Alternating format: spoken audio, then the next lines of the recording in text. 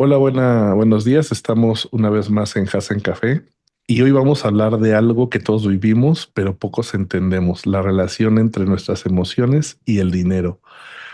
Porque no solo es cuánto ganas o cuánto gastas, es cómo te sientes, cómo te hablas y qué cargas emocionales traes cuando tomas decisiones financieras. Y para sembrar claridad en este tema, hoy me acompaña una mujer que ha dedicado muchos años de su vida en este mundo emocional y el impacto en su vida financiera. Andrea Monsanto no solo sabe de números, sabe de personas y lo que viene a darnos hoy, a sembrar en nosotros, no solo son consejos, son verdades que pueden transformar tu relación con el dinero, contigo mismo y con tu historia.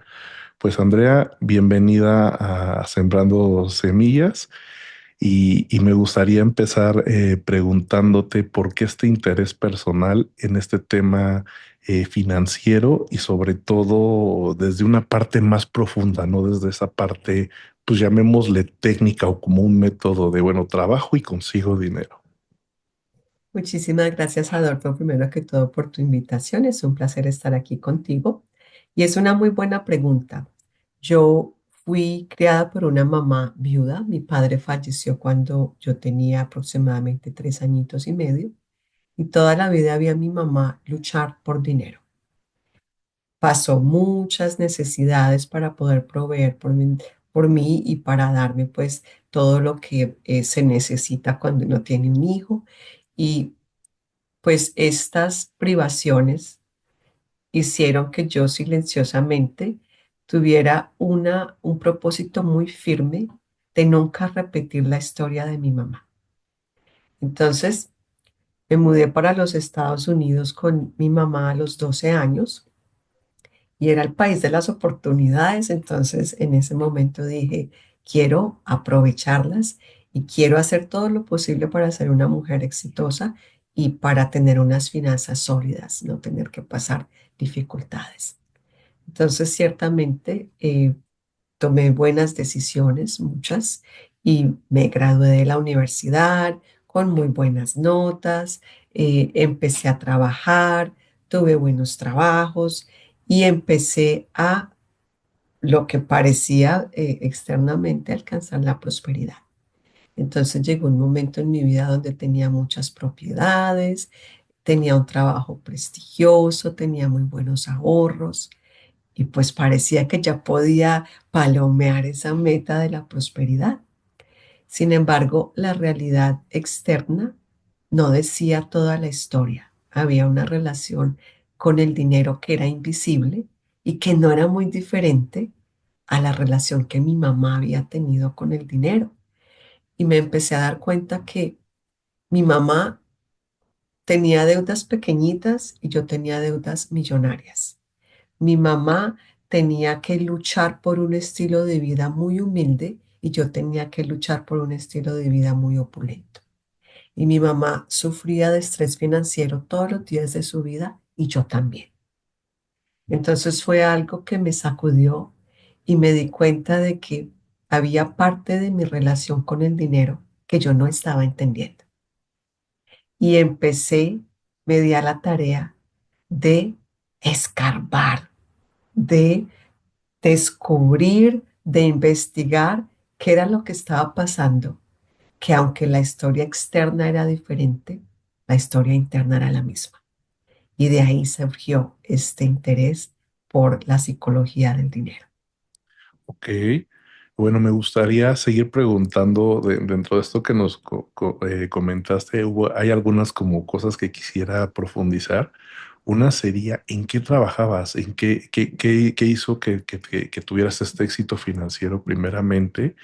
Y la segunda, ¿cuál fue ese parteaguas que te hizo entender o que te hizo cuestionarte y decir, oye, pues tengo que buscar en otro lado? ¿Por qué? Porque hoy vemos muchas personas, o hay muchas personas que están en este mismo círculo o ciclo, ¿no? Donde están, ellos creen que son exitosos, bueno, más bien, son exitosos económicamente, pero sienten como algo, que les falta algo, pero no han llegado a cuestionarse. ¿Cuál fue ese punto donde tú dices, "Ah, no, bueno, algo tiene que haber", y empiezas a preguntarte, ¿cómo llegas a ese punto y no sigues en este ciclo? Esa es una pregunta excelente, Adolfo. Primero que todo, ¿en qué industria estaba? En la industria de bienes raíces. Sí. ¿Y qué me hizo preguntarme qué está pasando? Que no había paz financiera. Entonces, esa falta de tranquilidad en el área de las finanzas fue la que me hizo darme cuenta de que no estaba viendo toda la historia. Y hubo un momento en el que había comprado una casa muy grande en un barrio prestigioso de Miami. Era como el barrio ideal. Estaba unos cuantos bloques de uno de los sectores más prestigiosos. Se llamaba Old Cutler Bay. Y ahí estaba yo comprando esta casa con un Mercedes-Benz parqueado afuera, con mi trabajo prestigioso y todo lo demás, pero en una angustia porque habían ciertas situaciones financieras que estaban sucediendo. Y entonces fue el momento donde me di cuenta, no puedo creer, se supone que este sea un momento de mucha felicidad porque acabo de hacer el cierre de esta casa. Y no es así. Lo que tengo es un estrés financiero horrible por muchas cosas que estaban sucediendo. Y es eso precisamente lo que detonó estas preguntas más profundas, porque era muy irónico que lo que más había deseado al obtenerlo era lo que más me estaba dando preocupación y angustia. Ok, oye, pero qué interesante, porque cuánta gente, en lugar de cuestionarnos eso, seguimos, como te digo, en el ciclo, ¿no? Queriendo mantener ese estilo de vida, porque supongo te llegó una preocupación o ese estrés viene de lo puedo perder si en algún momento no lo puedo sostener, ¿no? Entonces, ¿cómo a ti te hizo, bueno, ya que te cuestionaste esto, decides dar un pasito atrás y ver qué era lo más profundo? Y bueno, ya mencionaste estrés financiero, eh, pero me gustaría que nos ayudaras a entender un poquito más qué es el estrés financiero. ¿Cómo lo puede entender? Digo, en tu ejemplo lo entendimos, pero profundizar un poquito más en definición y cómo en otras situaciones diferentes de los que nos estén escuchando lo pueden identificar. Súper. El estrés financiero se representa de muchas maneras. Una manera muy simple es cuando tus finanzas están bien, tienes buenos ahorros, todo está bien y de todas maneras te preocupa el dinero. ¿Qué si se me acaba? ¿Qué va a pasar si de pronto pierdo mi trabajo? ¿O qué va a pasar qué pasaría si? Y empezamos a hacer ciertos escenarios miedosos en los que no importa cuánto dinero tienes en el banco, pues hay estrés financiero porque lo está creando tu mente independientemente de la situación externa y de los números objetivos. Esto es tu cantidad de dinero en el banco, deberías estar tranquilo, tranquila, y no lo estás. Eso por una parte. Otro, preocupación cuando estás gastando tu dinero. Ay, se me va a acabar. Sí, o muchas veces hay maneras más obvias y es que de pronto ganas mucho dinero, pero tienes unas finanzas complejas. De pronto hay muchas deudas. Era mi caso, tenía todas estas casas, habían muchas deudas y subía el mercado y bajaba y los intereses. Entonces toda esta complejidad hacía que yo estuviera en cierta incertidumbre. Y ahí entonces es donde aprendí a ver las finanzas desde una perspectiva diferente. Para mí, las finanzas prósperas no son precisamente lo que dice tu patrimonio, sino cómo tú generas tus ingresos y qué tanta tranquilidad te da. Sí, porque en ese momento, cuando mirabas por encimita las cosas, se veían como unas finanzas sólidas. Pero de nuevo, habían todos estos factores, estas casas, que si estaban rentadas, que si no las renté, que si me llamó el inquilino, que se le dañó el baño. Y es como que estas finanzas estaban rodeadas de una nube de preocupaciones. Entonces no era algo que yo pudiera disfrutar completamente, porque entonces siempre había toda esta angustia. Y eso es lo que muchas veces las personas no cuestionan y que creo que es esencial para poder tener la verdadera prosperidad. Claro, y bueno, me faltó mencionar que fuiste mi maestra en un curso justamente del TEC de inteligencia emocional y financiera. Y recuerdo justamente que este también fue un aha moment para mí cuando mencionaste la prosperidad financiera, ¿no? Y en mi cabeza yo lo entendí como esta parte, ¿no? Puedes tener una cuenta con muchos ceros, pero estar preocupado y vivir, incluso como lo acabas de mencionar, gastas en algo, no sé, vamos a hablar algo tan simple como un helado, como una comida, ¿no? En un restaurante, y estás preocupado porque estás generando menos de lo que ganas, por decirlo algo, aunque tengas una cuenta con varios ceros.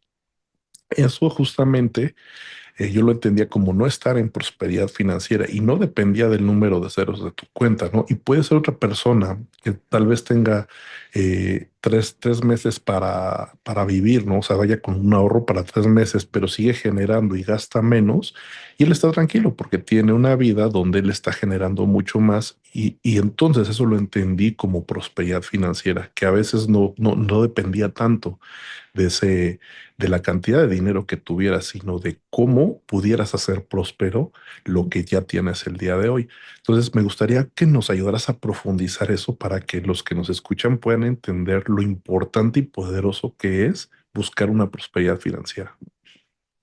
Con mucho gusto, Adolfo. Básicamente aquí es importante entender la parte subjetiva del dinero y lo que el dinero representa. Entonces, el dinero representa seguridad, representa protección. ¿Y qué pasa si yo tengo ciertas situaciones de mi propia historia donde no me siento segura en el mundo, donde no me siento protegida? Y devolvámonos a la niñez. Si yo salí de un entorno donde pues tenía una familia amorosa, que me cuidaba, que hubo cierta prosperidad, que mis necesidades básicas estaban cubiertas, entonces es posible que yo tenga una actitud general de seguridad y protección ante la vida. Sin embargo, puede haber otra persona que esa no sea su historia. Una persona que haya sido criada en un hogar donde hubo escasez, donde se sintió insegura, donde sus necesidades básicas no estaban cubiertas. Y tú tienes estas dos personas como adultas y ese sentido de seguridad y protección se lo van a proyectar probablemente a todas las áreas de su vida, incluyendo el dinero. Entonces ahí es donde una persona puede tener la cantidad de dinero que sea en el banco. Van a haber ciertas percepciones psicológicas que van a mediar qué tan próspero o próspera o qué tan segura se siente esa persona con el dinero. Entonces puedes tener una persona que necesita millones para sentirse segura y eso es, mientras otra persona que puede tener unos ahorros mucho más humildes y sentirse tranquila. Y ahí viene una pregunta importante, es ¿qué tanta angustia te causa no tener ahorros? Y para una persona, vivir el día a día puede ser algo muy angustiante, mientras para otra persona, vivir el día a día pero tener algo de ahorros, pues ya la persona se siente tranquila. Y por eso, cuando hablamos del tema subjetivo del dinero, ese sentido de seguridad y protección que viene de adentro y que no me lo puede dar algo afuera. Y ahí es donde muchas veces buscamos soluciones externas para una situación interna no resuelta. No tengo un sentido de seguridad, necesito dinero. No tengo un sentido de seguridad, necesito un esposo, una esposa, una pareja. No tengo un sentido de seguridad, necesito un trabajo que me dé X y Y. Y al final es la falta de seguridad, viene de tu historia. Y esa es la que hay que resolver para que entonces después puedas tener paz en estas diferentes áreas de la vida. Ok, oye, te agradezco. Sembraste una semillota, ¿eh? ¿Por qué? Porque yo puse un ejemplo muy relacionado con el dinero tal cual. Tener tanto en tu cuenta de banco y no sentirte seguro, o tener menos y no sentirte seguro. Pero acabas de regalar el que no importa eso, importa tu historia y cómo te sientes en tu historia, ¿no? Entonces, con esto, entendiendo que no es un tema o sea, viéndolo más material, o sea, viéndolo de manera externa, que materialmente sería el dinero, sino viéndolo, te tienes que echar un clavado, pero hacia adentro, para entenderte a ti y entender por qué estás necesitando el dinero como medio de seguridad, ¿no? Entonces aquí me gustaría, junto con tu historia, unir otros dos temas, que sería traumas generacionales y en tu historia nos mencionabas al principio que repetías patrones de tu mamá. Entonces, con este, ahora sí que como en este como combo de ideas, podríamos ir explicando ese clavado interno que te tienes que echar, pero a través de tu historia. Con mucho gusto, Adolfo. Lo primero que quiero mencionar como ejemplo para clarificar eso es un caso de una persona en Colombia con la que estaba trabajando el tema de la prosperidad. Era una mujer muy inteligente. Había salido de un entorno de pues unas finanzas muy vulnerables, una familia de muy bajos recursos. Ya tenía una carrera próspera, tenía todo lo necesario para poder prosperar, Adolfo. Pero resulta que su familia le decía, Sutanita, ¿por qué quieres tener tu propio negocio? ¿Por qué quieres tener dinero si nosotros somos pobres?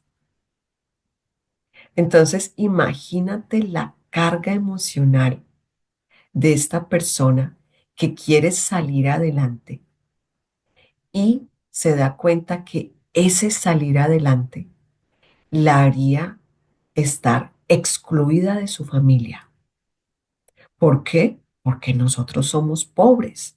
Si tú eres rica, sales de esta familia porque no te consideramos como parte de nosotros. Entonces, esto que creaba un sabotaje increíble hacia sus propias finanzas, porque inconscientemente tenía miedo de ser eliminada de su círculo familiar y social.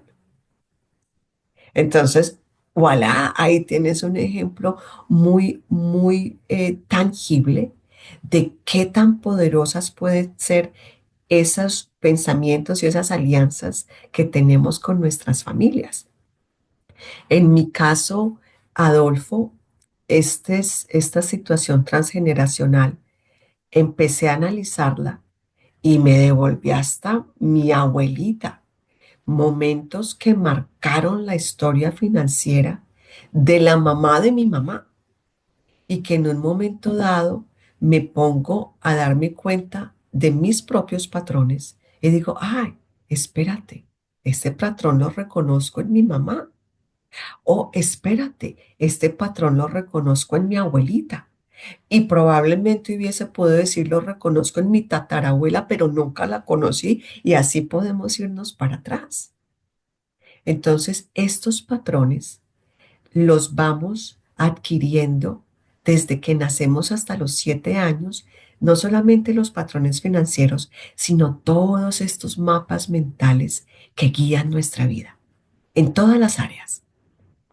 Entonces llegas como adulto y crees que tu vida es tuya y crees que eres un individuo, pero mi entendimiento más profundo acerca de las finanzas ha sido cómo esta historia colectiva marca nuestra historia personal.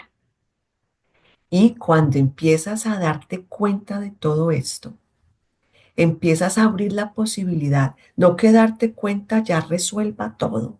Y ahí es donde surge el problema, porque muchas personas van a terapia, años de terapia, de hecho es mi propia historia, y tú ves el pasado y lloras y pataleas, y entonces ya se resolvió el pasado. No, ahí hay más trabajo para hacer. Pero eso es básicamente la esencia de los traumas financieros que se repiten de generación en generación. Es solamente un tipo más de condicionamiento junto con todo lo demás que aprendemos. Wow, no, oye, qué impactante historia, tanto la tuya como la de la persona que conoces. Sobre todo, por lo que tocas, ¿no? Al final del día, creo, desde mi perspectiva, creo que parte de tu identidad es pertenecer, ¿no? A un grupo, sobre todo a tu familia. Entonces, cuando te dicen, nosotros somos pobres y te excluyo, pues es algo muy fuerte, ¿no? Porque estás poniendo su identidad también de por medio, ¿no? Y entonces, ¿qué podemos hacer o cómo actúas tú cuando te das cuenta de que pues, tú no quieres alejarte de tu familia e inconscientemente vas a querer seguir perteneciendo, pero a la vez tienes esta, llamémosla ambivalencia de querer salir como adelante, de romper este patrón? Primero, ¿cómo lo identificas? Pues de cómo lo identificó tu amiga y en segundo, ¿qué haces para tener esta seguridad de que no vas a dejar de pertenecer? ¿Cómo lo trabajas? Si es algo que está, incluso tú lo mencionabas, dentro de ese 95% que no conocemos de nosotros y pues tenemos un 5 que sí es la parte esta racional, ¿no? Esa es una pregunta tan increíblemente poderosa, Adolfo, porque la respuesta es algo compleja y me gustaría decir, no, haz esto, palomea esto y ya. La verdad es que es un tema que requiere muchísima dedicación al autoconocimiento. No te puedes quedar en la superficialidad, porque si vives desde esa superficialidad, pues romper estos patrones requiere otro tipo de perspectiva. Entonces, lo primero que necesita ver para empezar a descubrir estos patrones es una práctica de introspección. Y tú sabes que en el entrenamiento que tomaste conmigo, esa era la esencia. El autoconocimiento es poderosísimo. Y esa capacidad de ir viendo qué va surgiendo mientras tratas de crear cambios. Es también ese compromiso a cambiar estas creencias y estos patrones. Y ahí tenía yo la hora, o tengo la hora de la prosperidad. Llegué a mi edad pues bastante adulta y dije, wow, ¿cómo hago con estos patrones? Que quién sabe cuántas décadas han estado corriendo en mi familia. Y aquí estoy yo con este paquete. Y entonces, por eso, llevo mi hora de la prosperidad, que es todo un ritual para trabajar las finanzas desde adentro, para poder entonces hacer cambios externos que sí hagan una diferencia. Entonces ahí hay todas unas meditaciones de prosperidad, donde toco el dinero, donde me conecto con mis finanzas, donde indago qué emociones siento hacia el dinero, cómo empiezo a calmar esa parte de mí que tiene miedo a las finanzas porque por mi propia historia personal. Entonces es crear una historia nueva, teniendo en cuenta que nuestro cerebro no sabe la diferencia entre algo real o imaginario. Si yo te digo ahora que pienses en un limón y estás cortando ese limón y lo pruebas, casi que puedes salivar y es algo que te imaginaste. Ujú. Entonces, parte de esta estrategia es devolverte al pasado y corregirlo. Entonces, muy regularmente, prácticamente una meditación diaria es, devuélvete, Andrea, abrazas a esa niña interna que tiene miedo por las finanzas y le dices, no te preocupes, todo está bien. Y abrazas a esa niña interna y imaginas que le está cayendo el dinero del cielo y que hay toda esta prosperidad y haces esto, en mi caso, esta niña, como Andreita diariamente y Andreita va creyendo que la historia es diferente. Entonces usamos diferentes mecanismos inconscientes que pueden hacer que vaya cambiando lo que sucedió, el hecho como tal no lo puedes cambiar. El tiempo cronológico es inmutable. Nadie puede cambiar que mi papá murió y mi mamá tuvo que luchar por mi sobrevivencia. Eso no lo cambia nadie. Pero mi historia psicológica sí la puedo cambiar. Y esa es la que importa. Ok, oye, pues muchas gracias por este regalo que nos das. Y antes de profundizar en esta parte psicológica, creo que es muy importante y que la quiero ir conectando con otros puntos. Mencionabas esta herida de este niño interno, pero ahora me quiero ir desde la parte de padres, porque hemos hablado, en el podcast también hemos hablado temas de padres donde tampoco sabemos cómo educar esta parte. Estamos en el proceso de aprendizaje, o como tú mencionaste hace rato. Yo tuve que irme hasta mi abuela. ¿Qué patrón tenía mi abuela? Lo que patrón tenía mi mamá. Y probablemente el patrón estaba hasta antes de mi abuela, no sé, tu tatarabuela, ¿no? Por decirlo así. Entonces nosotros, ahora como padres, ¿qué herramientas podríamos empezar a dar a nuestros hijos para evitar que tengan esta herida financiera? O sea, Wow. ayudarlos ahora desde atrás. Ah, esa es una pregunta muy buena, Adolfo, porque la mejor manera de prevenir que nuestros hijos hereden esos patrones es que nosotros los podamos romper. Cuando tú rompes tu patrón financiero de una manera muy real, lo resuelves no sé si para todo el árbol familiar, pero sí para unos cuantos. Entonces, no es una historia y esta parte es interesantísima. Desde la epigenética, Adolfo, podemos decir que cómo nosotros nos desenvolvemos y nuestro entorno, nuestro ambiente, nuestras acciones van a ir definiendo la genética de nuestro grupo familiar. Entonces, ¿y qué pasa con ellos en el futuro? Entonces, este trabajo es profundo y no es un trabajo individual, es un trabajo colectivo. Así como tú heredaste los patrones transgeneracionales de la abuela y la tatarabuela, pues tus hijos pueden heredar mejores patrones financieros y de ahí empezar a cambiar toda la historia. Pero la manera más efectiva de hacerlo es sanar juntos, es irte y devolverte y mirar, bueno, esto fue lo que pasó y esto es lo que yo estoy haciendo de una manera incorrecta. Lo miro de una manera más profunda y empiezo a transmitirlo. Entonces te doy un ejemplo con mi hija. Eh, Algo que enseño es la sabiduría financiera, que invita a la moderación, invita a la razonabilidad, invita a la protección financiera, a la generosidad. Entonces, en el día a día, voy utilizando estas palabras concretas. Las palabras tienen poder. Entonces, si le compré a mi hija un helado, si fuimos al comer a un restaurante y la pasamos súper bien, y después, mamá, quiero un juguete y quiero un libro y quiero, espérate, moderación. No tenemos que hacerlo todo al mismo día. Razonabilidad. Me estás pidiendo un libro más. Ya leíste el último libro que te compré. Autoinmunidad y protección. Los niños tienen la tendencia a gastarse todo lo que les dan. Entonces, cuando le doy dinero a mi hija es, oye, no lo tienes que gastar ahí mismo. ¿Cuánto vas a ahorrar? ¿Quieres ser millonaria cuando estés grande? Empieza a ahorrar el 10% desde ahora. Y aunque no siempre puedo lograr lo que quisiera, le voy plantando estas semillitas que a mí nunca me plantaron.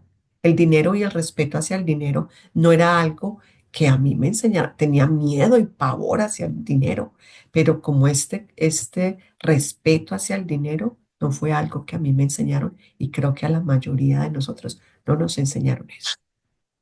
No, bueno, te agradezco. Creo que lo dejaste como muy claro. Y otra vez, ¿no? El cambio empieza desde nosotros, ¿no? Desde identificar en nosotros qué patrones tenemos para poder cambiarlos y pues ser esa inspiración para las siguientes generaciones, que es lo que tú estás haciendo con tu hija. En lugar de darle un lenguaje de miedo hacia el dinero, le estás dando un lenguaje de multiplicación al dinero y de recepción al dinero, ¿no? Entonces, creo que eso nos puede ayudar mucho a los que están escuchando aquí y que quieren dar algo diferente a sus hijos, pero sobre todo van a partir de tenernos que entender a nosotros y entender nuestros patrones de dinero. Y solo quería, ahorita me regreso ya a los puntos, claro, pero ahorita que tocaste estas herramientas, ¿qué pasa cuando hay ese desperdicio? Es decir, cuando en la casa nos servimos cereal, le echamos leche, 2 cucharadas y lo dejamos ahí. Y tenemos esos desperdicios que a veces no son tan perceptibles, pero que ahí están, que serviste un plato completo y nos comimos como la mitad y hay ese desperdicio. Y me fui con cosas muy, muy sencillas, ¿eh? Sí, y esto es sencillo entre comillas, pero cuando tienes una visión más sistémica, entonces te das cuenta que lo que parece sencillo no lo es. Entonces ahí necesitamos devolvernos. Y un ejemplo, de hecho lo di en una clase ayer. Compraste un pedazo de carne para la carne asada el fin de semana. ¿Qué implica ese pedazo de carne en tu barbecue? Entonces, resulta que hubo una vaca que probablemente fue tratada de una manera increíblemente inhumana. Hubo probablemente un terreno que que se le quitaron no me acuerdo la palabra, se taló, se le quitaron los árboles para que esa vaca pudiera caminar. Hubieron probablemente cosechas de soya para alimentar esta vaca y entonces de nuevo destrucción del medio ambiente porque necesitamos dónde tener la vaca en pastoreo y dónde crecer la comida de la vaca. Pero resulta que esto no sucede en el país muchas veces más afluente, sino en un país del tercer mundo, un país donde haya mucha pobreza y entonces resulta que eso contribuye a que de pronto estos granjeros ya no puedan hacer lo que hacían antes. ¿Por qué? Porque entonces hay privatización de la tierra, los bienes comunes se van desapareciendo. Hay obviamente también emisiones de este animal que básicamente pues crea más problemas climáticos. El agua se está también contaminando, se está usando más agua y síguele. Entonces cuando tú tienes este pedazo de carne en la mesa, mira todo lo que representa la transportación, el empaque, la comercialización y al final, Adolfo, lo que se necesita es un sentido de respeto hacia la tierra. Es un sentido de interdependencia donde entendemos que nuestras decisiones afectan todo el mundo. Por pequeñas que sean, somos parte de un mundo interconectado.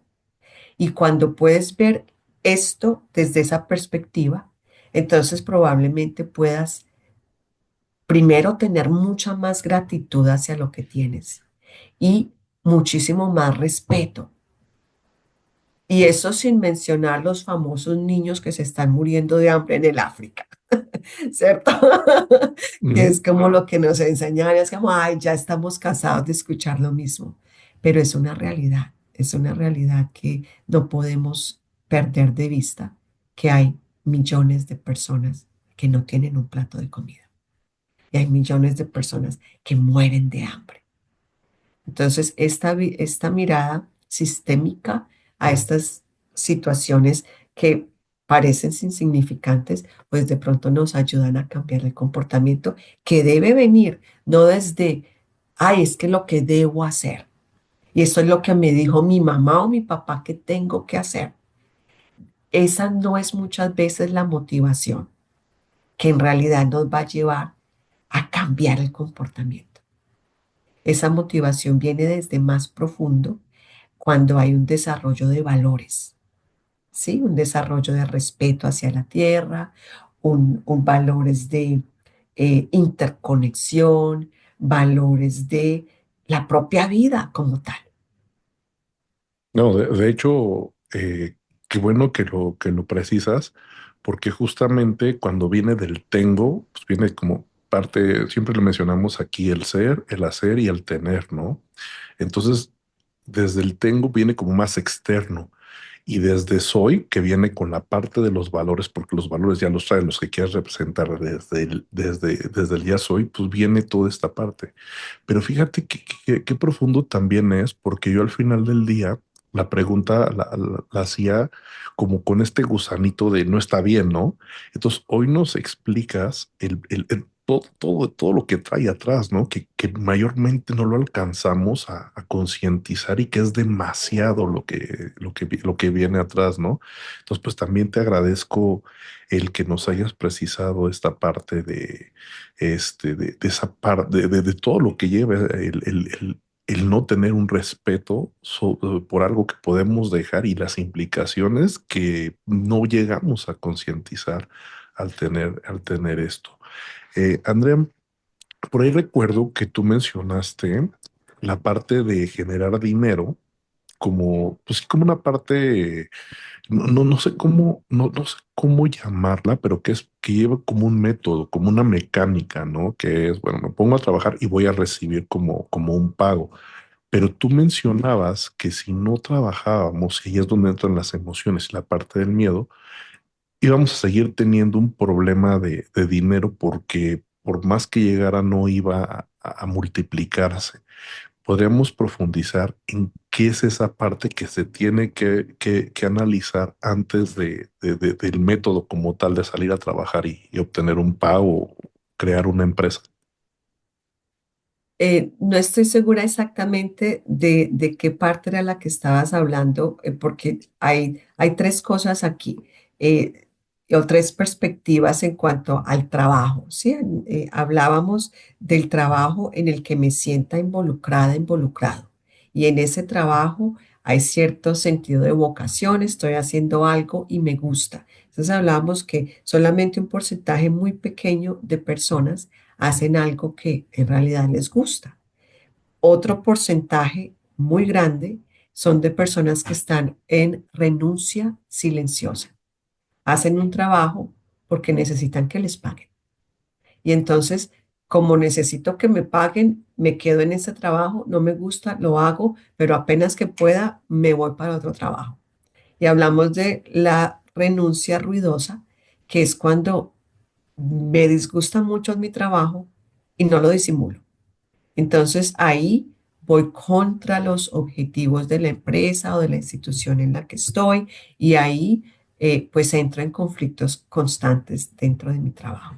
Entonces, lo que hablábamos ahí era de mirar no solamente qué dinero estoy generando, la cantidad, cuánto me estoy ganando, sino cómo me lo estoy ganando y qué tanta satisfacción existe al generar estos ingresos.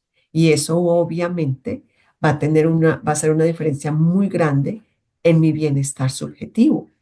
Yo puedo ganarme exactamente la cantidad, la misma cantidad de dinero y lo que va a comprar ese dinero es lo mismo, pero ese dinero va a representar algo muy diferente para estas personas en estos tres escenarios. No sé si eso era lo que me estabas preguntando.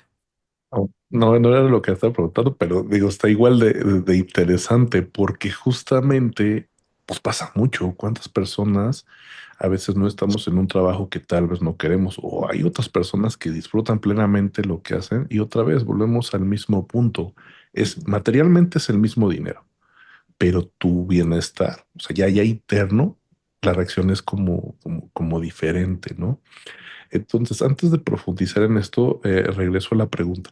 Más bien era cuando alguien persigue el dinero y está persiguiendo el dinero y persiguiendo el dinero y quiero que de tener dinero y como su objetivo es quiero tener todo esto, pero no lo logra porque no ha hecho este primer paso que tú mencionabas de eso era a lo que me refería.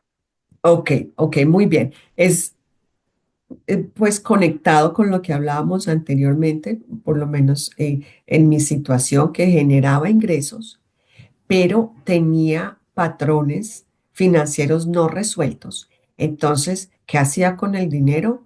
Lo ponían en inversiones riesgosas y creaba una situación financiera donde tenía que estar pues como comiéndome las uñas porque podía perderlo todo. Entonces, tiendes a repetir esos patrones y muchas veces no importa, el balde, ese balde, daba el ejemplo de un balde con pequeños huequitos, ¿cierto? Es un balde que tenga muchos agujeros. No importa qué tanta agua tú le eches arriba, pues el agua se va a escapar por esos agujeros. Y muchas veces nos preocupamos más por echarle agua al balde que por tapar los agujeros.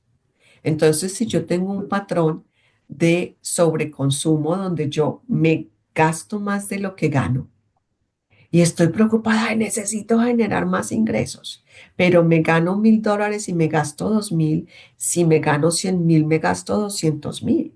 Y ahí es donde entonces lo que hay que mirar no es solamente qué tanta agua le estoy echando al balde, sino cómo le reparo las fugas.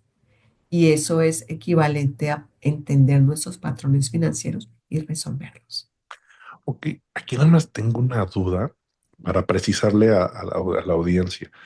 Te refieres, porque tú lo mencionas, ¿no? Si tú no controlas tus gastos como tal, o sea, pero gastos viene como de herramientas financieras que ya sabes, ¿no? Las clásicas que te enseñan igual externas, ¿no? De reduce tus gastos o estos, o te refieres, o estos hoyos te refieres a patrones financieros internos. ¿A cuál de los dos? ¿Al externo o al interno? ¿O a los dos? Ah, el externo responde a uno interno. Ah, Entonces, qué bueno que lo y precisas.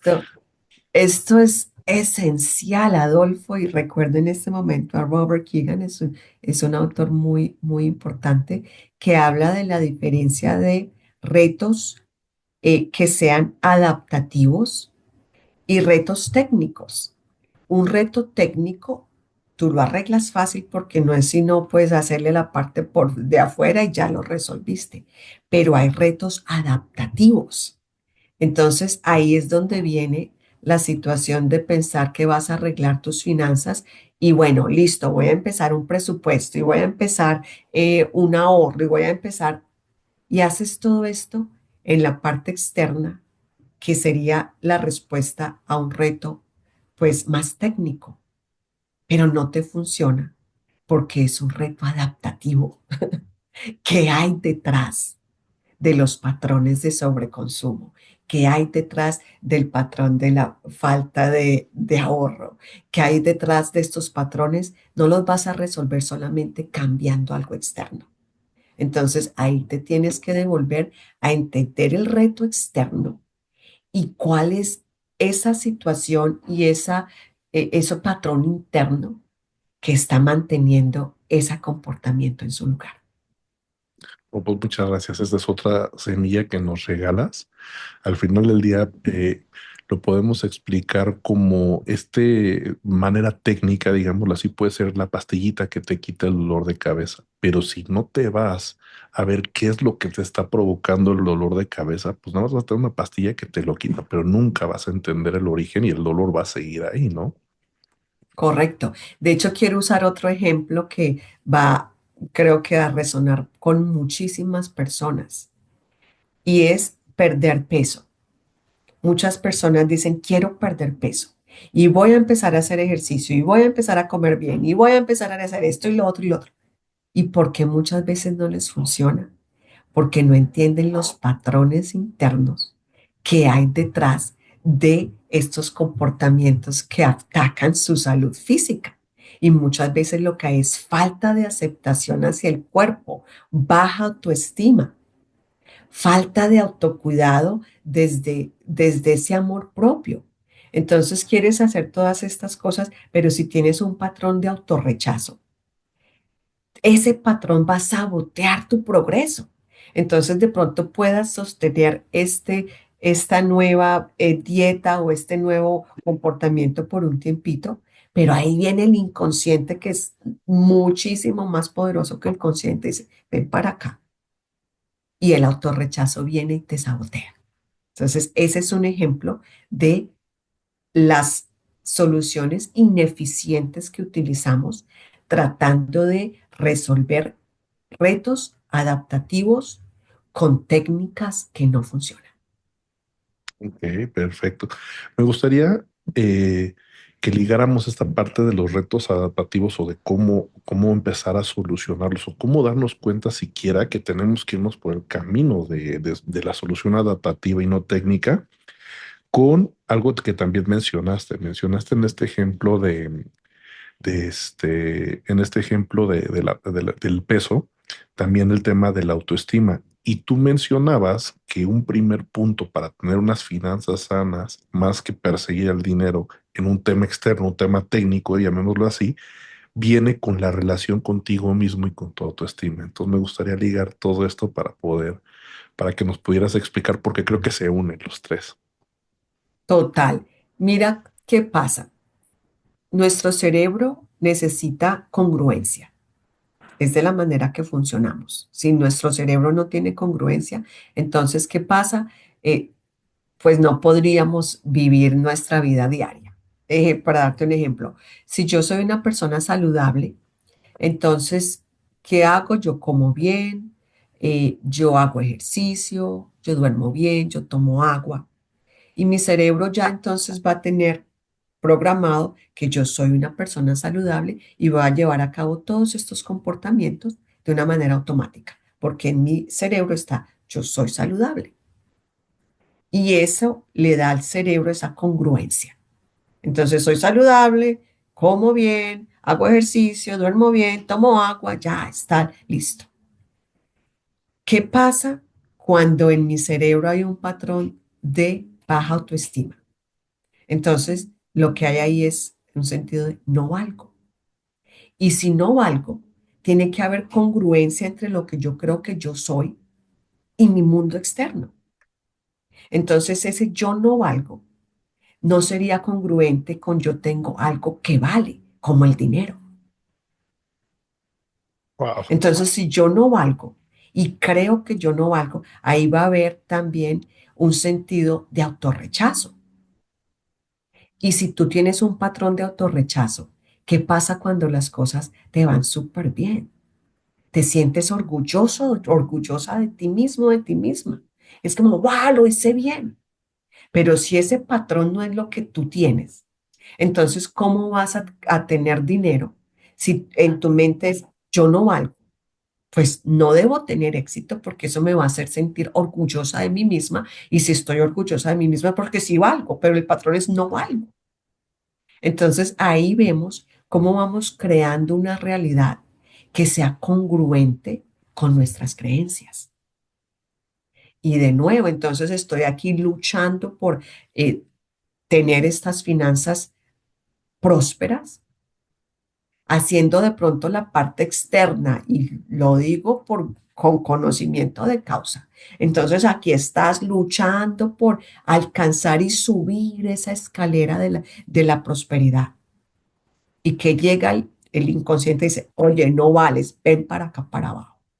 Y devuelves otra vez y yo sí puedo.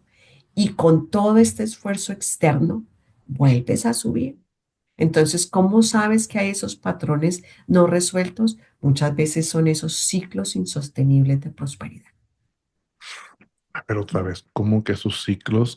Tú tienes un ciclo de prosperidad y te das cuenta que tienes el patrón porque se terminó el ciclo o cómo. Ok, ciclos insostenibles de prosperidad, quiero decir, tienes prosperidad, te va súper bien y lo pierdes todo.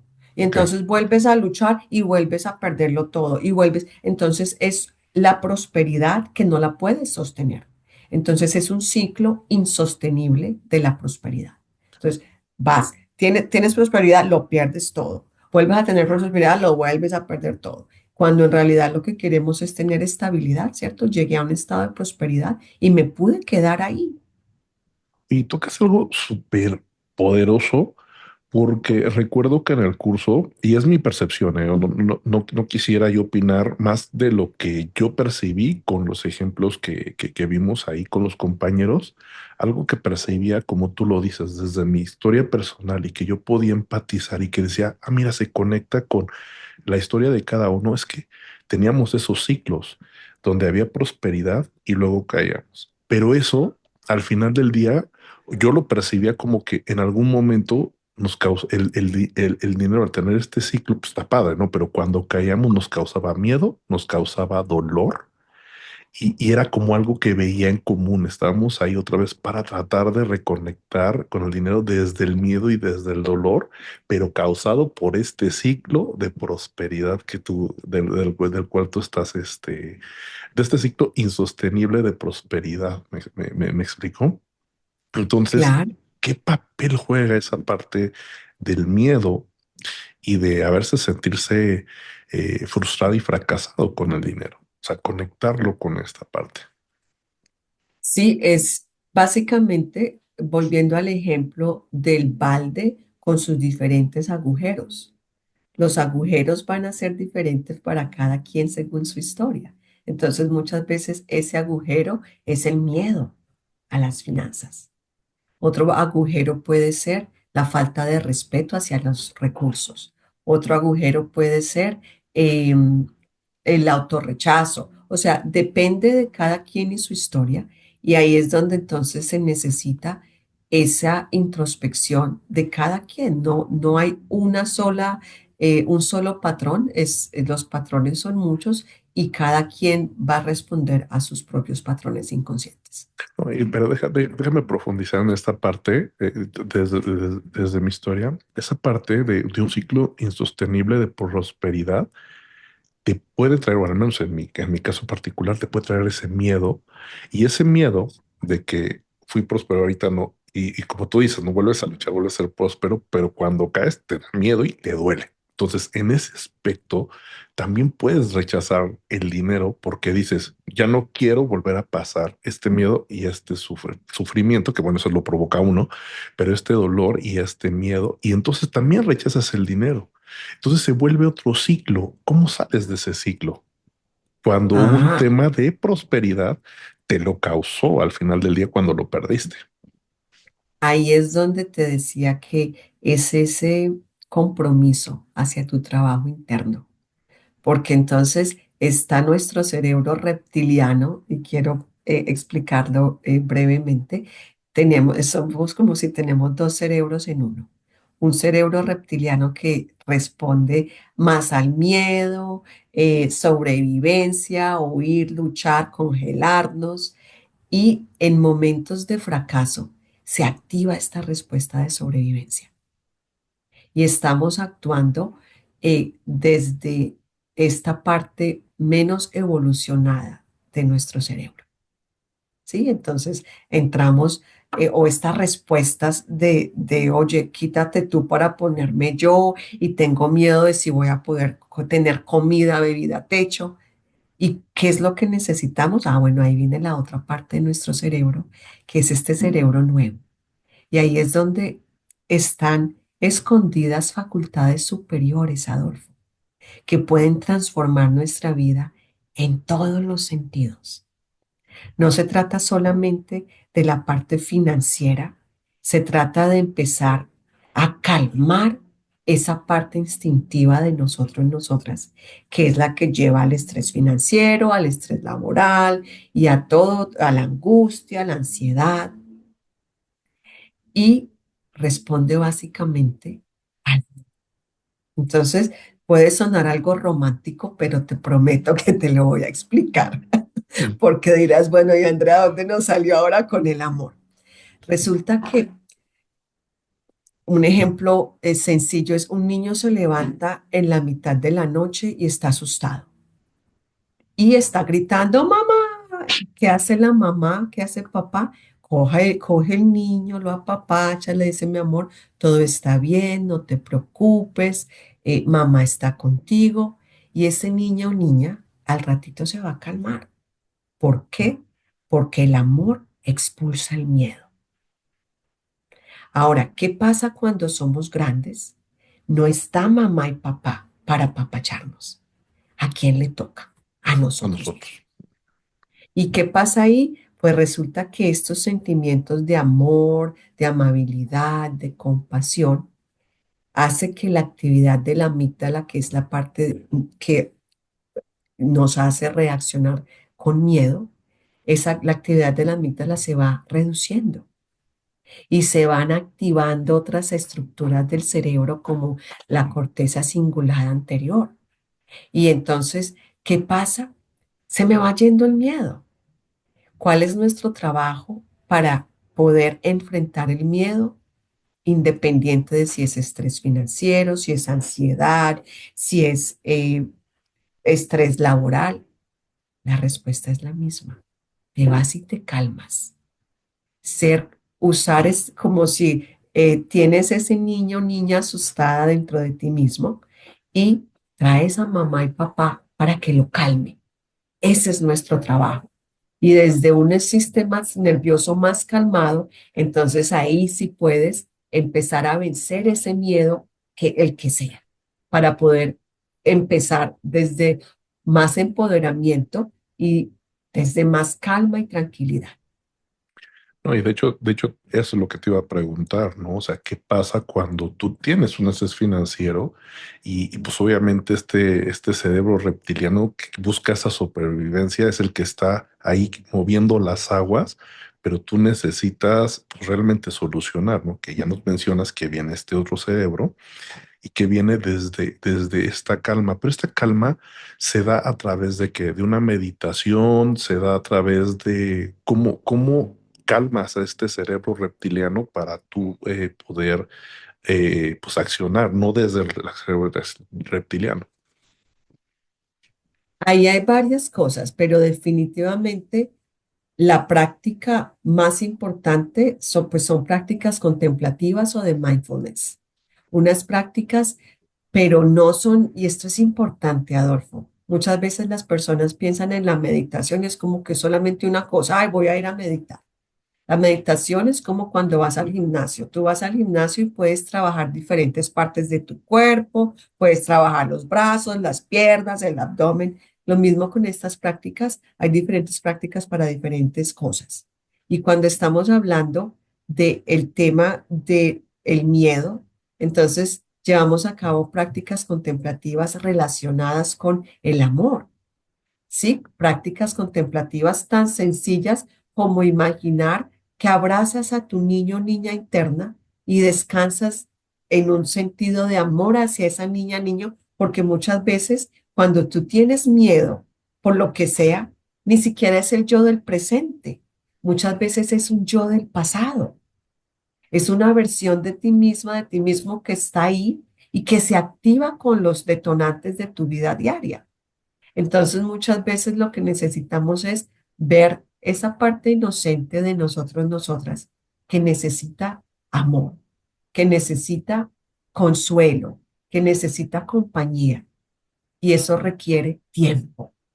¿Qué tanto tiempo estoy dispuesta a estar conmigo mismo, conmigo misma, para calmarme? Y no debe ser algo, y esto es importante, Adolfo, no es la resiliencia se construye día a día. No debe ser, voy a esperar a que la vida me dé un golpe y entonces sí ahí voy a estar siendo una persona amorosa conmigo mismo, porque no tengo el músculo del amor bien fortalecido y de pronto ni siquiera voy a saber cómo hacerlo. Esto es todo un estilo de vida donde me doy prioridad y donde empiezo a entender la importancia tan grande que tiene mi relación conmigo mismo, conmigo misma. Y empiezo a indagar en cómo es mi relación conmigo misma, qué me digo, qué siento hacia mí misma, qué recuerdos, y es todo un proceso de autoconocimiento. Claro, de hecho, a lo largo de toda la conversación hemos regresado a esa parte donde viene siendo un proceso de autoconocimiento. Y antes, pero me gustaría, dijiste algo bien importante, la resiliencia se construye día a día. Mayormente tenemos el concepto de la resiliencia es me pasó algo y justamente me sobrepongo a lo que me pasó. Entonces me gustaría profundizar un poquito en cómo construyes la resiliencia día a día, no desde que te pasó algo, sino en esta parte que mencionas de que la estás construyendo sin que te pase algo. Súper, cuando doy mis charlas, le hago a las personas unas preguntas simples e interesantes. Les pregunto, ¿quién se bañó hoy? Y todo el mundo levanta la mano. ¿Y quién se cepilló los dientes? Y pues levantan las manos. Y después les digo, ¿quién gastó, quién invirtió tiempo en estar consigo mismo, consigo misma? Todo el mundo baja la mano. Entonces, aquí la idea, Adolfo, es que estas prácticas contemplativas de una manera muy real cambian tu cerebro. Y creo que es uno de los avances más fascinantes de la ciencia y es de hecho demostrar estos cambios que llevan a cabo nuestro cerebro cuando nos tomamos el tiempo de entrenarlo. Y entonces ahí volvemos al ejercicio como ejemplo que nos ayuda a entender esto.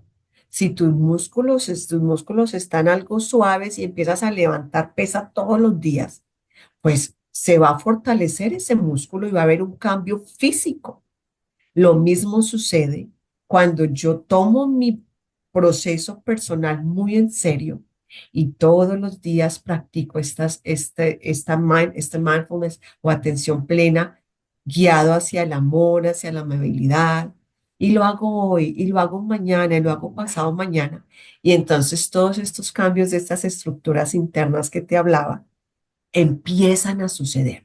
Pero ¿cómo se hace? Con prácticas regulares de mindfulness, con prácticas regulares contemplativas, con autoconocimiento, y ahí les enseñaba la matriz ACT, esa indagación. ¿Qué está pasando dentro de mí? ¿Cuáles son mis pensamientos, emociones, sensaciones corporales, recuerdos? Y empiezas todo este proceso de reconstruir tu propia historia. Te agradezco mucho la aportación que nos das y de hecho me gustaría mencionar esta parte. Se me ocurrió una pregunta, ahorita que nos estás mencionando esto, en la que hoy estamos en un mundo de inmediatez y donde realmente el contexto en el mundo que vivimos nos hace querer todo de manera inmediata y ver un resultado, pero rapidísimo, ¿no? Y si no vemos resultados, tendemos a, pues, a dejarlo, ¿no? A dejar lo que estemos haciendo, llámale cualquier cosa, ¿no? Pero sobre todo se da también, como dices, en perder peso en el gimnasio. Si a las 3 semanas no vemos resultados, pues es algo que vamos a dejar. Entonces, en un proceso de autoconocimiento donde todavía es más difícil ver versus algo físico, que dice, "Ay, bueno, pues sí, ya bajé un kilito, ya me queda el pantalón", que es un poco más difícil de ver un resultado. ¿Qué consejo le podemos dar a la gente para que vea que sí va a haber cambios, vea que sí puede funcionar el proceso y sobre todo, ahorita lo que también me gustaría que les quede claro a la audiencia es cuando mencionamos esas prácticas meditativas o estas prácticas de mindfulness, algo que les quede claro, ¿no? Porque que pudieran usar desde hoy y que se siguieran con ese patrón y que fuera muy fácil hacerlo desde el día de hoy para ellos. Súper, entonces contesto tu primera pregunta en cuanto a cómo hacer más fácil este proceso de introspección. Y no hay manera más fácil que crear hábitos. Para mí un hábito esencial es, antes de acostarme, miro mi vida. Sí, por ahí alguien dijo que una vida no observada no vale la pena ser vivida. Entonces, ese examen de conciencia y podemos enfocarla en diferentes cosas. Si estoy trabajando mi relación con el dinero, puedo mirar cómo fue mi relación con el dinero hoy, cómo me sentí en cuanto a mis finanzas. ¿Tuve estrés? ¿Estuve calmada? ¿Cómo fueron mis acciones relacionadas con el dinero? ¿Lo malgasté? ¿No lo malgasté? ¿Qué recuerdos han surgido? Entonces, si haces este proceso todos los días y das gracias, reenmarcar lo que está sucediendo. Tuve que hacer un gasto y en vez de sentirme mal porque tuve que gastar, puedo dar gracias. Qué bueno que tuve de dónde echar mano para poder hacer este gasto que tenía de pronto y que era imprevisto.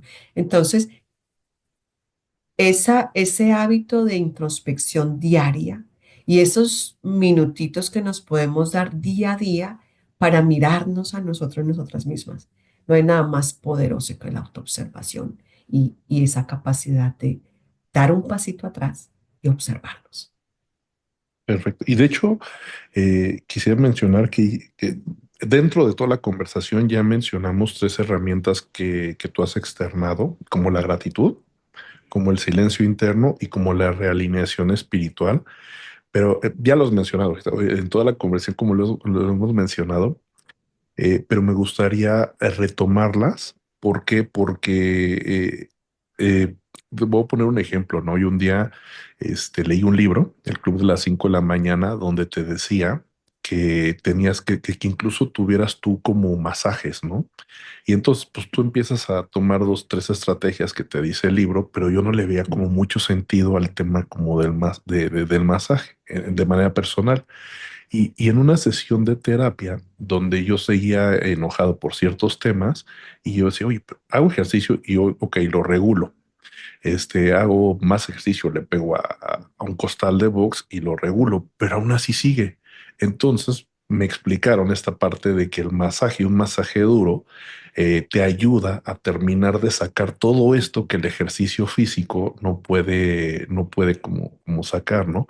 Entonces, yo ahí hice la conexión con el autor que te dio la herramienta, pero no profundizó en esta parte, ¿no? Y entonces le vi todo el sentido del mundo y entonces ya aplicaba esta herramienta cuando la necesitaba, junto con todo lo demás. Entonces, ¿a qué voy con esto? O sea, sabemos que la gratitud y que el silencio interno son muy importantes, pero me gustaría que nos profundizaras qué te da el simple hecho de agradecer. ¿Qué te cambia en tu vida el simple hecho de agradecer? Algo tan sencillo, ¿eh? Como agradecer.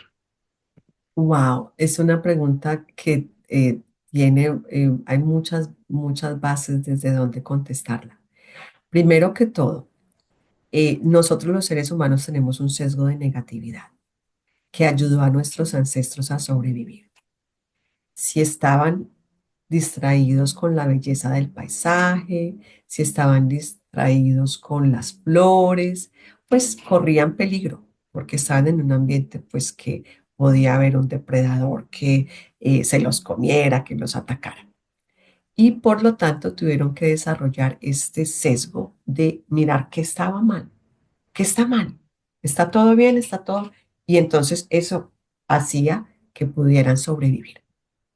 Ese mismo sesgo de negatividad lo tenemos nosotros, nosotras, en un ambiente mucho más seguro.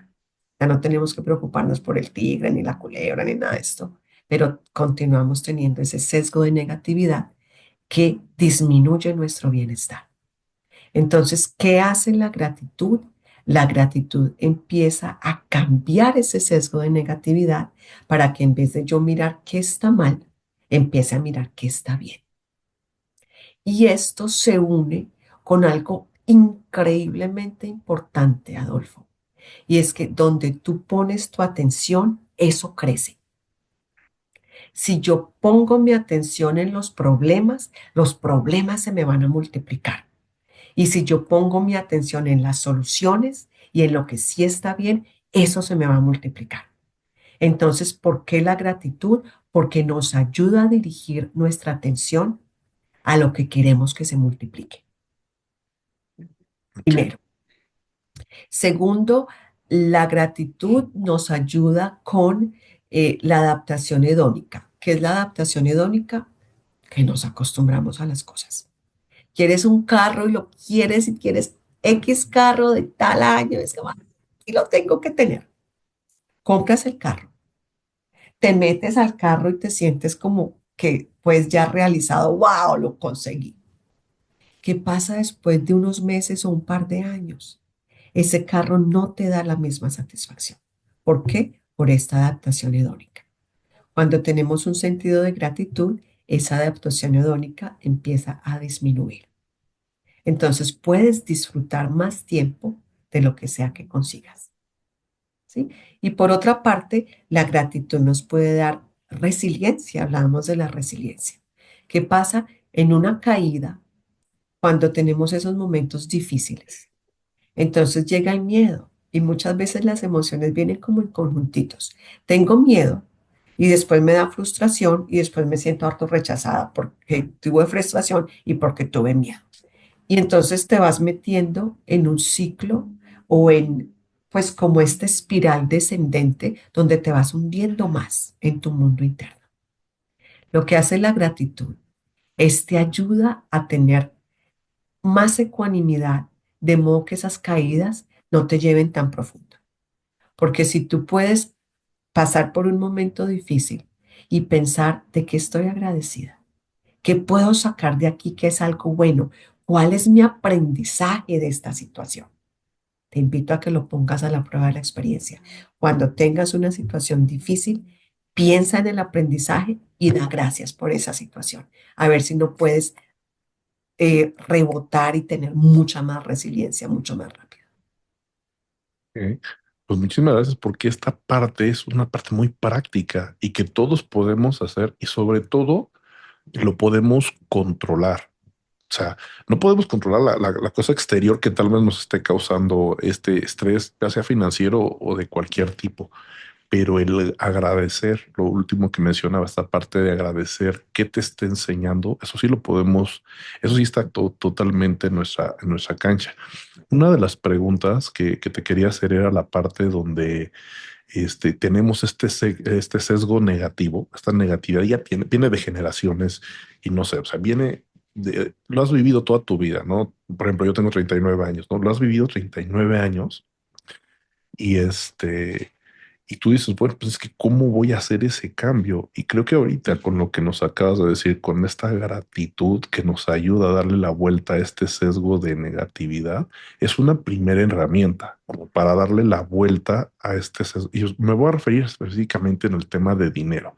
Si toda la vida hemos creído que no somos merecedores de dinero y nuestros pensamientos es de escasez de carencia, y hoy te escuchamos decir, bueno, tienes que cambiar estos pensamientos desde tu parte interior, pero siempre está esta parte de muecar dinero, muecar dinero, muecar dinero, ya es tan poderosa. Una primera herramienta sería la gratitud, ¿no? O sea, agradecer lo que tienes y lo que yo soy.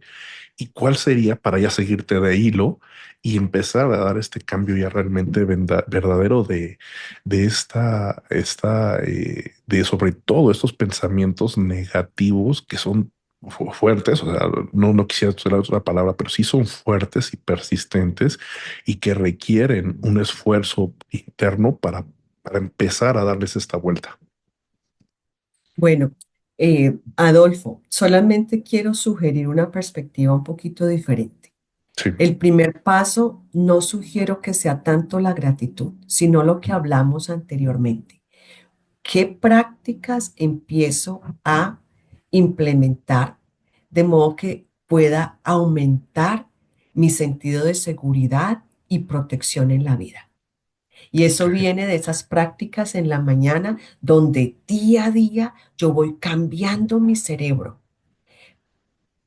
desde una práctica y desde un compromiso serio con mi propio desarrollo personal y mi bienestar. Entonces, de ahí ya pueden surgir otras cosas como la gratitud. ok, Sin embargo, la gratitud no debe sustituir el trabajo interno de sentarte todos los días a cambiar tu cerebro. Y de hecho podemos sumar la práctica, es lo que yo hago en mi hora de la prosperidad. Sumo a mi ritual, llamémoslo así, de arranque mañanero, la gratitud. Sin embargo, debe siempre haber esa base de cómo estoy transformando mi cerebro día a día. Y a eso le sumo después gratitud, a esto le sumo generosidad, a esto le sumo amabilidad y le sumo muchas cosas, pero la esencia de la transformación personal debe ser una práctica regular espiritual.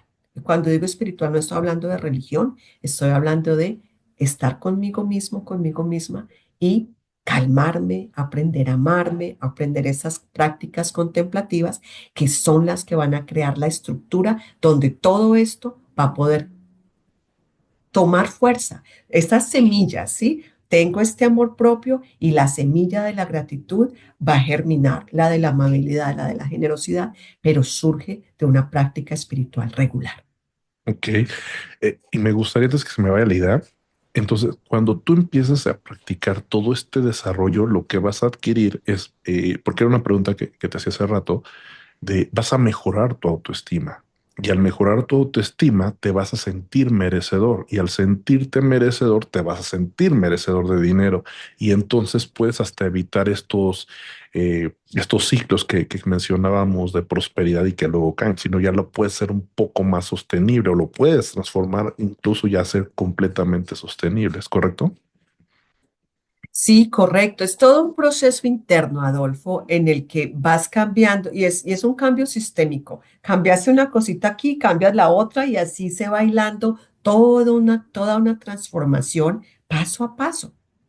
Pero sí, la base debe ser, y me preguntabas de hecho, hace un ratito, no llegué a esa pregunta, del silencio interno. Me preguntabas por qué la Mm. gratitud y por qué el silencio interno. Me voy a poner un poquito profunda, pero creo que vale la pena. ¿Por qué el silencio interno? Porque nuestro mundo es demasiado artificial. Y vivimos en un mundo donde en realidad no es, nuestro sistema nervioso no estaba programado para esto. Estábamos programados para ser parte de la naturaleza. De hecho, 99.99% de todos los seres humanos han vivido en un ambiente natural. Entonces, ¿qué pasa? Vivir en un ambiente natural es muy diferente a vivir en este mundo urbano en el que vivimos. Y eso va cambiando nuestro cerebro y vamos desconectándonos de una realidad mucho más amplia, expansiva e interconectada. Entonces, lo que vemos aquí puede ser las finanzas, puede ser la salud, puede ser las relaciones interpersonales, lo que tú quieras. Muchas veces surge precisamente de una desalineación con nuestro ser. Somos animales, somos una especie como cualquier otra y respondemos a fuerzas naturales de las que nos hemos desconectado y nos hemos hecho un nudo total en nuestra cabeza. Y desde este nudo mental queremos resolver nuestra vida. Entonces, ¿qué pasa? El ejemplo que doy es un vaso de agua. Nuestra mente y nuestro ruido mental nos ahoga en un vaso de agua. Es como si tienes un vasito de agua, le echaste una cucharada de sal, va a estar súper salada esa agua. Pero coges un recipiente grandotote, una tina inmensa, y le echas esa misma cantidad de agua y no va a estar tan salada. ¿Qué necesita nuestra mente? Necesita espacio, necesita silencio, necesita vacío. Y cuando sucede eso, entonces me estoy alineando con una realidad interconectada porque todos compartimos un espacio, pero nuestra mente ruidosa nos encierra en un espacio bien chiquitito, mira qué tan chiquitito, un espacio mental que hace que perdamos contacto con el espacio físico real, inmenso e ilimitado. ¿Por qué el silencio interno? Porque nos ayuda a recordar quiénes somos y alinearnos con las fuerzas naturales que viven dentro de nosotras y nosotros, pero nos perdimos. Ok. Y, y esta parte, ¿cómo la puede practicar quien nos está escuchando de una manera muy sencilla? Digo, puede profundizar. Yo sé que cada vez lo puede ir escalando, pero de una manera que pueda hacerlo él solo en esta parte, tú lo mencionaste, ilimitada. Yo creo que esa es la parte bella de la vida, porque lo ponía el otro día de ejemplo, ¿no? O sea, cuando tú, y creo que puede funcionar bien con lo que nos acabas de contar. Cuando tú quieres hacer ejercicio para bajar de peso, si tú en tu cerebro, en tu idea dices, es el gimnasio, pero no tengo para pagar el gimnasio, y ahí está esta parte chiquitita.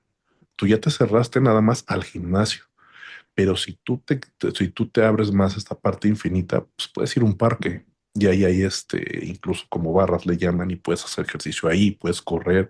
Entonces realmente no necesitas ir específicamente como al gimnasio y se te abre una posibilidad infinita. Puede ser un parque, puede ser escalar una montaña, puede ser unas barras y ahí vas a encontrar mil maneras de hacerlo o maneras infinitas de hacer este ejercicio. Entonces, en esta parte, ¿cuál sería una manera de estas infinitas que pudiera hacer alguien que ahorita nos escucha y diga, bueno, es que entonces yo tengo que tomar un curso, tengo que ir con alguien que sepa de meditación contemplativa? No, ¿qué puede hacer él hoy y que no, ahora sí que no tenga ni manera de encontrar un pretexto para no hacerlo? Claro que sí. Bueno, eh, son tres palabras que son la base de lo que enseño que nos puede ayudar. Las tres palabras son expansión, sensación, compasión. Expansión, ¿de qué se trata? De ponerle atención a nuestros sentidos.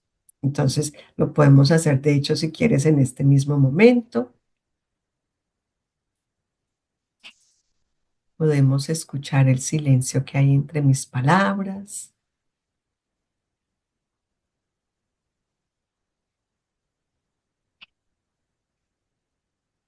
Podemos sentir todo nuestro cuerpo y el roce de la ropa sobre la piel.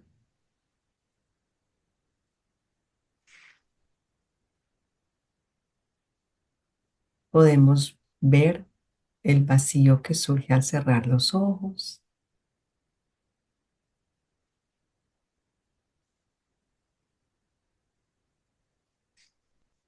Lo único que hemos hecho es permitir que nuestra atención sea como una luz que brilla hacia afuera en una experiencia multisensorial donde podemos sentir, escuchar, ver.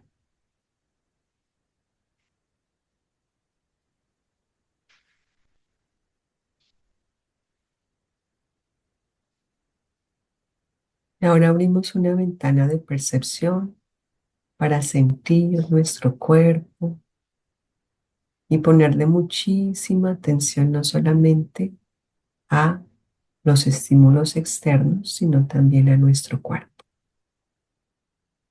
Y con amor y amabilidad entramos en autocompasión, que solamente nos invita a observar nuestro mundo externo e interno de una manera amorosa, amable,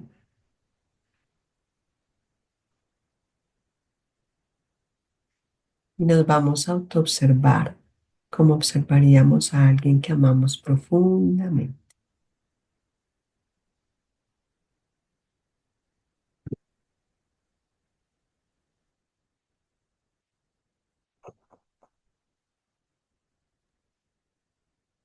Sentimos nuestro cuerpo desde una actitud de autocompasión entendida como amor y amabilidad, mientras escuchamos, vemos, sentimos. No hay nada más que hacer, podemos abrir nuestros ojos, sino descansar en ese sentido de amor y de expansión, sensación, compasión. Tres palabritas que lo cambian. Hombre, muchísimas gracias por esta semilla y este regalo de una herramienta útil que pueden tener. Yo hasta suspiré ya cuando terminamos. Eh, y también, bueno, voy a hacer un pequeño comercial. Esto es parte del trabajo que tú regalas, porque realmente quien se conecta a la prosperidad es totalmente gratuito y nada más ahí es un link. Entonces, parte de lo que se hace en esto de la prosperidad. Bueno, yo he estado ahí algunas veces y bueno, me lo recordó mucho, ¿no? Oye, Andrea, me gustaría, hay un tema bien importante que era como, fíjate qué curioso es este podcast, ¿no? Íbamos a empezar, o nuestro corazón era empezar con este tema y fue totalmente lo contrario, ¿no? Nos fuimos casi hasta el final. ¿Qué es el capital social? Mm. El capital social es básicamente la inversión que hacemos en las otras personas, en los otros seres humanos. Y me gusta compararlo con el capital económico. Entonces, cuando yo voy a invertir dinero, pues ya sabemos, lo ahorramos y lo ponemos en diferentes vehículos de inversión o lo que sea que hagamos con el dinero, o en el banco vamos creciendo nuestro capital y ahí está pues ese capital económico. Sin embargo, ese capital económico es una invención humana. Eso no tiene ninguna ciencia, no tiene biología detrás. Pues es un mercado económico y sabemos lo que pasa con los mercados económicos. Sin embargo, hay un capital social, que es cuánto yo invierto de tiempo y energía, en la manera que sea, pues en la parte financiera por medio de la generosidad. ¿Qué tanto invierto yo en mis relaciones interpersonales? ¿Qué tanto doy? Y ese tipo de capital social tiene bases biológicas en la reciprocidad. Entonces, ¿qué pasa cuando ese capital económico cae? ¿Qué es lo único que nos va a sostener? El capital social. Y se vuelve mucho más sólido el capital social que el financiero. ¿Por qué? Miremos lo que ha pasado en las últimas semanas con los mercados financieros. Son muchísimo más volátiles que el capital social. Y si yo ayudo a alguien y si yo ayudo a un grupo de personas, voy creando un capital social que irónicamente no es precisamente la persona que le ayudé, a la que le ayudé, que después me va a ayudar a mí, pero se va creando esta cuenta en alguna parte del universo, no sé dónde. De modo que cuando suceden las cosas que suceden, porque hay veces vamos a estar arriba, otras veces vamos a estar abajo, de pronto no siempre en la parte financiera, de pronto llegamos a una parte de estabilidad financiera donde eso ya pues no es el tema, pero podemos caer en otras formas, la salud, la parte emocional, lo que sea. Y entonces, ¿qué es lo que nos va a levantar muchas veces? Las personas a las que les hemos ayudado. Y hablando de este capital social, me recuerda muy claramente en el 2008 yo estaba en los Estados Unidos y de hecho perdí todo. Esa parte no la había comentado. Toda esta abundancia que creí que tenía, así se perdió. Y la verdad es que estaba pasando por un momento muy difícil porque no solamente fue la pérdida de las finanzas, fue la pérdida del trabajo y hasta la pérdida de mi pareja. Entonces mi hogar que tenía pues también se perdió. Y fue algo muy difícil porque entonces estaba yo con mis dos hijos luchando y tenía amigas que tenían sus familias, su esposo y todo, y se vieron en situaciones tan alarmantes y tan paupérrimas como se les acabó. Una amiga me dijo, Andrea, fui al baño y no tenía papel higiénico. Y en ese momento pensé en quitarme la vida. Y otra me dijo, Andrea, fui a hacer un desayuno y no tenía huevo y pensé en tirarme del balcón. Sin embargo, yo, en situaciones que se suponía que eran más desventaja porque no tenía un esposo en ese momento que respondiera y que me ayudara a luchar, nunca me vi en esa situación. Y me sucedían las cosas más inesperadas del mundo, pero nunca me faltó lo necesario. Y me devolvía y decía yo, wow, ¿cómo es posible que a mí me pase todo esto tan lindo y que yo me sienta en esta burbuja de protección financiera cuando se supone por lo más visible, este mundo externo, que yo debería estar peor que ellas? Pero había fuerzas invisibles, ese capital social que había estado construyendo por mucho tiempo, porque cuando estaba bien, yo compartía, yo daba, yo era generosa. Entonces, cuando se llegó el momento en el que yo estaba en necesidad, vino alguien y me respaldó. Y eso no solamente en la parte financiera, eso en todos los momentos de necesidad, de una manera muy, muy bonita. Cuando tú das, tú recibes. Y ese capital social, ese sí es sólido. que me gustaría profundizar en dos cositas. Uno, esas cosas inesperadas que te pasaran, si nos pudieras dar como algunos ejemplos. Y en la parte de cuando lo empezabas a construir, ¿tú lo hiciste con la intencionalidad? O sea, ¿eres consciente de que estabas construyendo un capital social o simplemente dabas y después identificaste que construiste un capital social? Bueno, la historia, ya que me lo preguntas, es mucho más espiritual. Yo soy católica y pues una de las enseñanzas claves es que una fe sin acción, sin actos de bondad, es una fe vacía. Y por esa razón, desde mis 21 o 22 años, empecé a donar dinero mes tras mes. Y tuve momentos de subidas y bajadas, pero en las subidas y las bajadas seguía donando, siendo generosa. Y entonces ese fue pues como el inicio de esta práctica de generosidad. Sin embargo, como la he llevado a cabo tanto tiempo, se ha abierto una capacidad de entendimiento del poder de esta práctica que va mucho más allá de la parte religiosa o de sencillamente estoy teniendo una fe más firme. Esto tuvo esto abrió un capítulo en mi vida de entendimiento de la generosidad y de el poder de ese capital social. Entonces, por ahí no fue con esa intención, pero sí en los momentos difíciles de mi vida, ese hábito y ese capital social me ayudaron y de las maneras más insólitas. ¿Sí? Recuerdo una vez se me estaba acabando mi despensa, como dicen en México, mi nevera se estaba quedando vacía. De un momento a otro, una persona de la nada llega y me trae mercado, me trae comida, pero eran en momentos perfectos. Y otra vez, uff, qué estrés, tenía que pagar mi luz. Y miro mi cuenta, estaba negativa. Y tenía una cuenta que pagar que eran más de $300 hace unos cuantos añitos, era mucho dinero. Pero siempre pues también esto se ha combinado con mi fe. Es como Dios proveerá. Y traté de mantener esa fe en ese momento tan difícil donde mi cuenta estaba negativa y me iban a pagar la luz. Me meto a mi cuenta bancaria.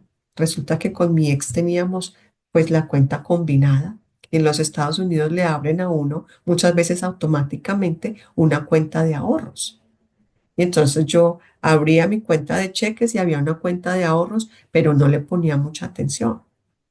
Después me doy cuenta en ese momento justo que necesitaba con qué pagar mi luz, que todo este tiempo yo había estado haciendo un ahorro y había más de $1,000, que para mí era una super fortuna.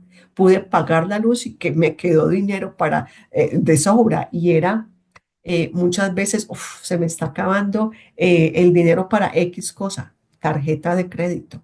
Y una vez hasta mi ex suegra, en ese momento les conté que estaba separada, me estaba por toda esa situación. Me quedé sin carro, me reposeyeron mi carro. Y yo, ay, Dios mío, Miami, estaba en Miami en ese momento. Y yo, ay, ¿qué voy a hacer? No tengo carro. Y yo, Dios proveerá, algo va a pasar. Y resulta que mi ex suegra habla con mi ex para que me deje él el carro y él le compró a mi ex y ella le compró a mi ex otro carro que él iba a pagar mensualmente, pero me dieron a mí un carro.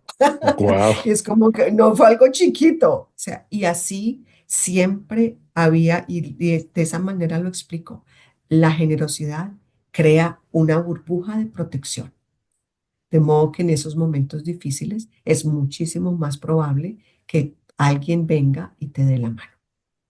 No, y de hecho por eso era para mí tan importante preguntarte lo del capital social y sobre todo compartirlo. Porque, por ejemplo, hoy tú nos has regalado muchísimo capital social. Hoy justamente nos has dado muchas herramientas que nos pueden ayudar para este bienestar, ¿no? Y otra pregunta, cuando quedas en esta situación donde pierdes todo, ¿ya habías iniciado tú este proceso? O sea, o más bien fue este punto que te hizo iniciar tu proceso. O sea, lo agarraste ya como enganchada. Ah, bueno, ya había empezado el proceso porque me di cuenta de a veces te fue más fácil o te llega y de aquí lo empiezas.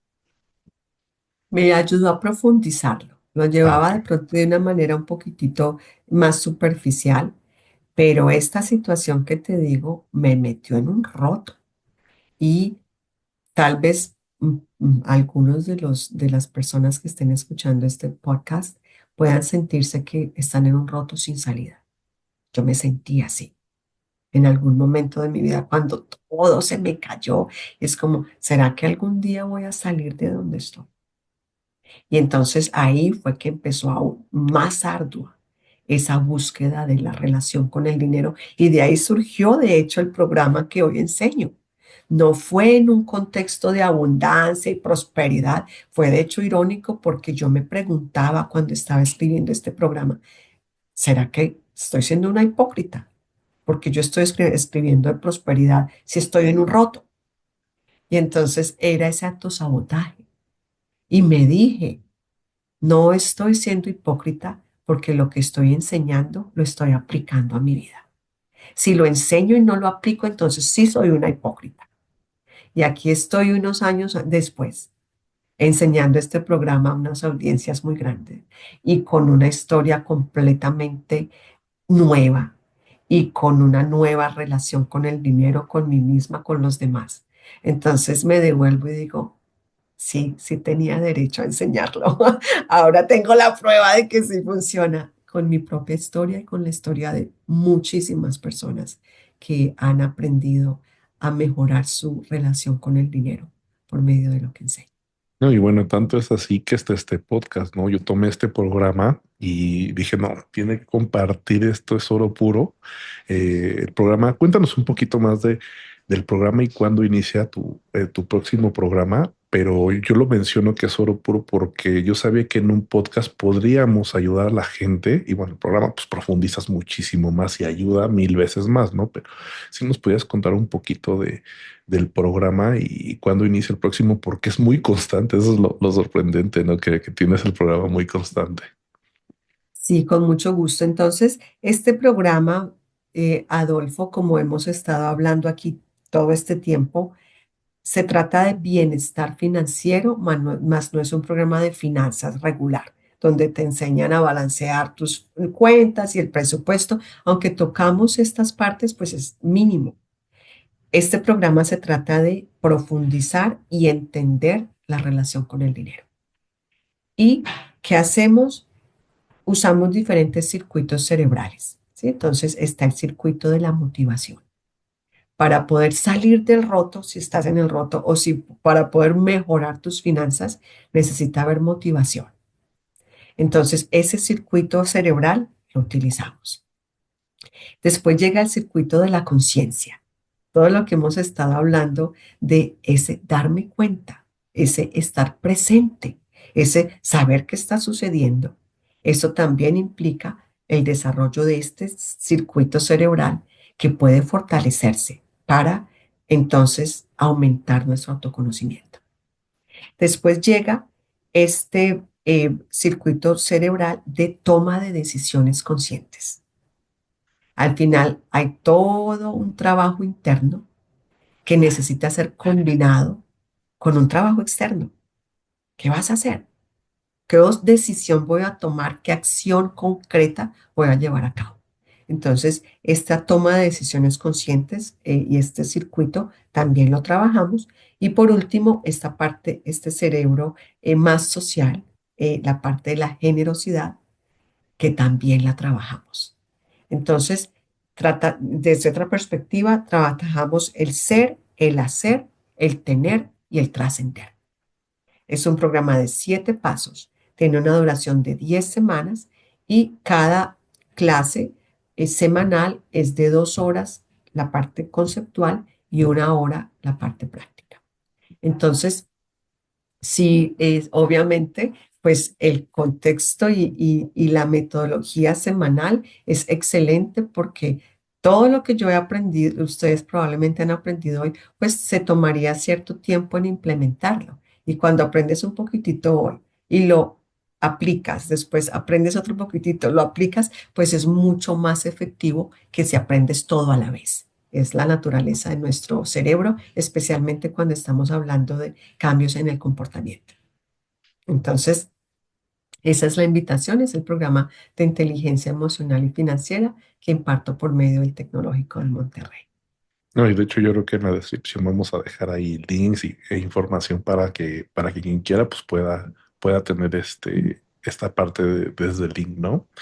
Eh, Antes de irnos, me gustaría preguntarte algo porque hoy nos diste una masterclass, pero además de esto, me gustaría preguntarte algo que seguramente a alguno de los que nos escucha se le va a ocurrir, ¿no? Esto nos ayuda mucho a nosotros, ¿no? Que tenemos este concepto de dinero. ¿Y qué pasa con estas personas que nunca estudiaron o que nunca han profundizado, pero son totalmente exitosos en un tema de dinero? Y no me refiero a los que son exitosos, pero tienen esta parte de que no tienen esta parte de bienestar, porque entonces a ellos sí los invitamos a venir a este programa donde van a encontrar y van a lograr su bienestar financiero.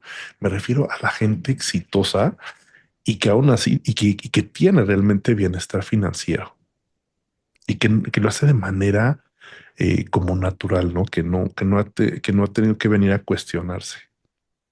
Muchas veces depende de lo que te decía, de nuestro pasado. Si yo soy una persona que nací en un hogar donde había salud financiera, donde había estabilidad, donde había seguridad, entonces probablemente pues no voy a tener, heredé esos patrones más favorables de mis padres y voy para adelante con mi vida y puedo lograr este éxito sin esta introspección porque hubieron buenas bases, Que ¿sí? Entonces muchas veces viene de ahí. de hecho hice la pregunta con mucha intencionalidad en el sentido de otra vez cuestionarnos a nosotros y ver cómo vamos a educar a nuestros hijos, porque el regalo que les vamos a dar va a ser justamente el que ellos ya partan de algo natural para ellos. Y es bueno, creo que como lo mencionamos también en el podcast, rompe el patrón que veníamos heredando de las familias y nos ayuda a tener un nuevo patrón. Andrea, ¿algo más que quisieras agregar, algún mensaje que le quisieras dar sobre todo a las personas que nos están escuchando y tienen esta incomodidad o ahorita tienen algún tema económico que no los deje, que los estresa, que les esté causando estrés financiero? Algo que les quisieras decir desde el corazón que les pudiera servir. Lo que quisiera decir es que no olvidemos nunca que nuestra seguridad, nuestra protección y nuestro sentido de valor nunca debe venir del dinero. Mi lección más grande después de todo el trabajo que he hecho con el dinero es que conectarme con una fuerza mucho más grande que yo, recordar una interconexión con todo y con todos, activar esa capacidad de amarme a mí misma, amar a los demás y empezar a hacer esos cambios internos donde yo me sienta bien en mi propia piel, que haya un mundo interno más balanceado. Ese es el preámbulo muchas veces para que todo fluya. Entonces, en vez de mirar la parte externa solamente, volvamos a mirar en nuestro mundo interno y desarrollemos tres superpoderes. Uno, la capacidad de autoobservación que nos lleva al autoconocimiento. Dos, nuestra capacidad de generar sentimientos de amor y amabilidad que empiecen a cambiar nuestra historia de adentro hacia afuera. Y tres, recordemos que nuestra inteligencia no solamente viene del cerebro. Aprendamos a habitar nuestro cuerpo, a sentir nuestras emociones, a sentir nuestras sensaciones con amor y amabilidad. Entonces, cuando activamos estos tres superpoderes del autoconocimiento, del amor y la inteligencia de nuestro cuerpo, todo puede cambiar. Y nunca, nunca nos demos por vencidos y nunca perdamos la esperanza. Ese es mi mensaje más importante. No, pues fue un gran mensaje, te agradezco mucho. Nos regalaste hoy muchísimas semillas y cierras con una espectacular. Andrea, te agradezco mucho, de verdad, todo lo que nos regalaste el día de hoy. Muchísimas gracias. A ti, Adolfo, gracias por la invitación.